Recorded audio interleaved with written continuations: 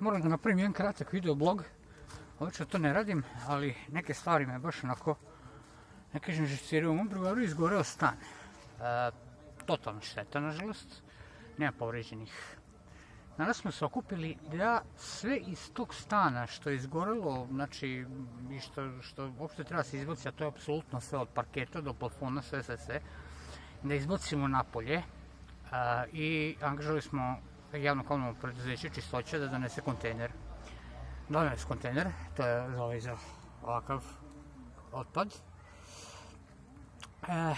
I vidite ovdje u kadru komunalnu policiju. Komunalna policija je došla po prijavi jer je stanarima smetao kontejner koji se od jutra nalazi ovdje, sada je negdje oko 1 čas. Donet je oko 9 ujutro, ovo je već drugi kontejner koji se iznosi. Znači, stanarima je smetao kontejner. Od svih stanara, komšiji su došli da pomogne samo jedan čovjek koji ima 87 godina. 87 godina čovjek koji je došao da pomogne, a ostali su zvali komunalnu policiju. Tim koji su zvali želim isto ovo.